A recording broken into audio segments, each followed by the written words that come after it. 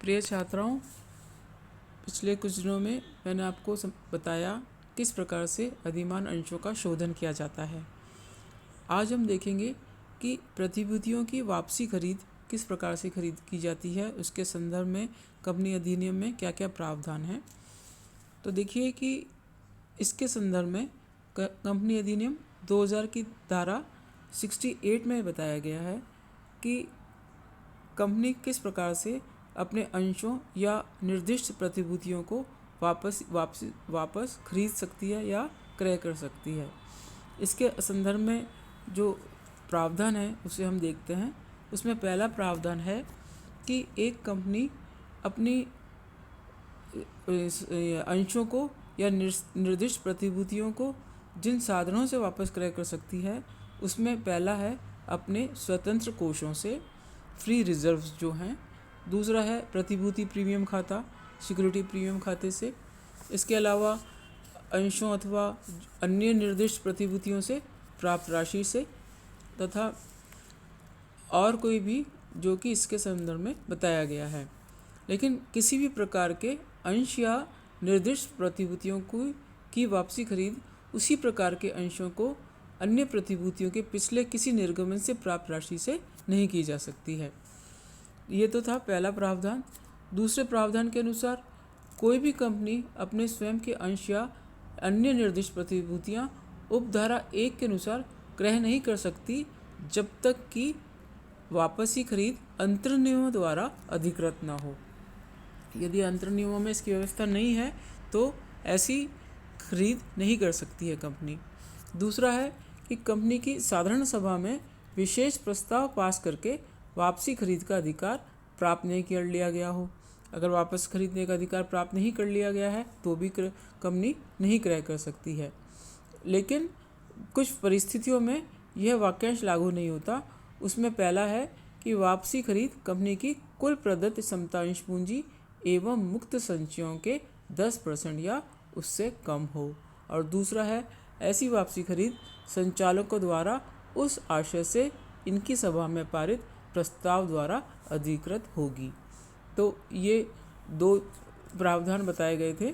इसके अलावा इसमें सी प्रावधान है कि वापसी खरीद कंपनी की प्रदत्त अंश पूंजी तथा मुक्त संचयों के 25% या उससे कम हो, बशर्ते कि किसी वित्तीय वर्ष में समता अंशों की वापसी खरीद उस वित्तीय वर्ष की कुल प्रदत्त समता अंश पूंजी के 25% से अधिक नहीं होगी।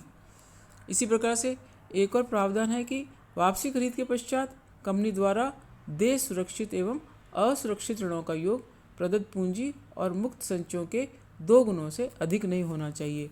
अर्थात वापसी खरीद के पश्चात जो डेट इक्विटी रेशो है वो 2:1 होना चाहिए। इसके अलावा वापसी खरीद वाले सभी अंश अथवा अन्य निर्दिष्ट प्रतिभूतियाँ पूर्ण प्रदत्त होनी चाहिए, फुली पेड अप होनी चाहिए। और मान्यता प्राप्त जो स्कंद विनिमय में या स्टॉक एक्सचेंज में सूचीबद्ध अंशों तथा अन्य निर्दिष्ट संपत्तियों की वापसी खरीद सेबी के द्वारा निर्धारित नियमों के अनुसार की गई हो। और ये इसके अलावा ये बताया गया है कि उपधारा 2 के वाक्यांश बी के अंतर्गत पारित किए गए प्रस्ताव की सूचना के साथ एक व्याख्यात्मक विवरण भेजा जाएगा जिसमें जिन बातों का समावेश होगा उसमें पहला है सभी महत्वपूर्ण तथ्यों का पूर्ण प्रकटीकरण। दूसरा है वापसी खरीद की क्यों आवश्यकता है, ये भी बताना होगा। इसके अलावा जिन अंशों अथवा प्रतिभूतियों की वापसी खरीद का विचार है वह किस श्रेणी की है। इसके अलावा वास्तविक वापसी खरीद के अंतर्गत विनियोग की जाने वाली राशि कितनी है और वापसी खरीद को पूर्ण करने की समय सीमा क्या है। ये सब उसके अंदर इन बातों का उल्लेख करना होगा। और 4th पॉइंट है कि उपधारा 2 के वाक्यांश बी के अंतर्गत वापसी खरीद विशेष प्रस्ताव के 1 वर्ष के अंतर्गत प्रत्येक वापसी खरीद को पूर्ण कर लिया जाना चाहिए। एक वर्ष के अंदर विशेष प्रस्ताव पारित करने के पश्चात इसकी पूरी प्रक्रिया पूर्ण कर लेनी चाहिए। और 5th पॉइंट है कि उपधारा 1 के अंतर्गत अंशों या अन्य निर्दिष्ट प्रतिभूतियों को वापसी खरीद किस भी स्रोत से की जा सकती है। उसमें है पहला, विद्यमान अंशधारियों अथवा प्रतिभूति धारकों से आनुपातिक आधार पर अथवा खुले बाजार से अथवा कर्मचारी स्टॉक विकल्प योजना अथवा स्वेट इक्विटी योजनाओं के अंतर्गत कंपनी की निर्गमित की गई प्रतिभूतियों को क्रय करके। ये तीनों में से किसी भी तरीके से, किसी भी स्रोत से इन अंशों की और निर्दिष्ट प्रतिभूतियों की वापसी खरीद की जा सकती है। इसके अलावा 6 पॉइंट है कि यदि कंपनी की उपधारा 2B के अंतर्गत वापसी खरीद का विशेष प्रस्ताव पारित कर लिया गया है तो वह कंपनी रजिस्ट्रार अथवा सेबी के पास शोधन क्षमता की घोषणा फाइल करेगी और इस घोषणा पर कम से कम 2 संचालकों के हस्ताक्षर होने चाहिए, जिनमें से एक प्रबंध संचालक होना चाहिए यदि कोई है अगर उस कंपनी में, और ये 2 संचालकों में एक प्रबंध संचालक होना आवश्यक है यदि उसमें नियुक्त किया गया है। और यह घोषणा निर्धारित प्रारूप में एक शपथ पत्र द्वारा प्रमाणित होनी चाहिए। इसके अलावा यह घोषणा इस आशय की होनी चाहिए कि कंपनी के संचालक मंडल ने कंपनी के संपूर्ण मामलों की जांच कर यह राय बनाई है कि कंपनी अपने सभी दायित्वों को पूरा करने में सक्षम है और इस घोषणा की तिथि के 1 वर्ष तक दिवालिया नहीं होगी। 7 पॉइंट है कि जब कंपनी अपनी प्रतिभूतियों की वापसी खरीद करती है तो वापसी खरीद पूर्ण होने की अंतिम तिथि के 7 दिन के भीतर ऐसी वापसी खरीदी गई प्रतिभूतियों को भौतिक रूप से नष्ट कर देगी। और 8 पॉइंट है कि जब एक कंपनी अंशों या अन्य निर्दिष्ट प्रतिभूतियों की वापसी खरीद का कार्य पूरा कर लेती है तो उसी प्रकार के अंशों को आगामी 6 माह तक निर्गमन नहीं किया जाएगा। लेकिन इसके भी कुछ अपवाद हैं कि यदि कंपनी को बोनस अंशों का निर्गमन करना है तो ऐसे अंशों का निर्गमन किया जा सकता है, या निर्वाह दायित्वों का भुगतान जैसे कि वारंटी की परिवर्तन, स्टॉक विकल्प या स्वेट इक्विटी योजनाओं, इस स्थिति में भी ये अपवाद लागू होगा। और थर्ड है कि अधिमान अंशों या ऋण पत्रों का समता अंशों में परिवर्तन, कन्वर्जन है तो भी ये अपवाद लागू होगा। इसके अलावा 9th पॉइंट है कि जब कंपनी अपनी प्रतिभूतियों की वापसी खरीद इस धारा के अंतर्गत करती है तो वह इस संबंध में एक रजिस्टर रखेगी जिसमें प्रतिभूतियों के लिए चुकाया गया प्रतिफल, प्रतिभूतियों को रद्द करने की तारीख, प्रतिभूतियों को भौतिक रूप से नष्ट करने की तारीख तथा अन्य विवरण जो निर्धारित किया जाएगा लिखे जाएंगे। और 10वां पॉइंट है कि वापसी खरीद पूर्ण होने के 30 दिन के भीतर कंपनी रजिस्ट्रार अथवा सेबी के पास एक विवरणी फाइल करेगी जिसमें उन बातों का उल्लेख किया जाएगा जो कि निर्धारित की जाए।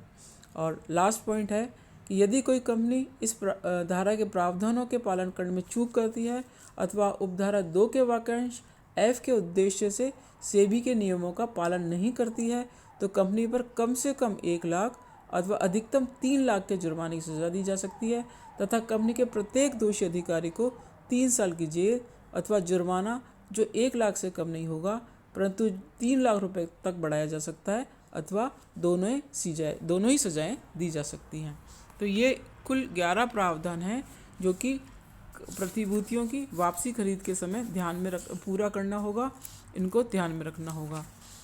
इसके अलावा इसमें कुछ स्पष्टीकरण दिए हुए हैं जिसके अंदर पहला है कि जब इस धारा तथा धारा 70 के उद्देश्य से अन्य निर्दिष्ट प्रतिभूतियों में कर्मचारी के स्टॉक विकल्प अथवा ऐसी अन्य प्रतिभूतियों को सम्मिलित किया जाएगा जो समय समय पर केंद्र सरकार द्वारा विज्ञापित की गई हों।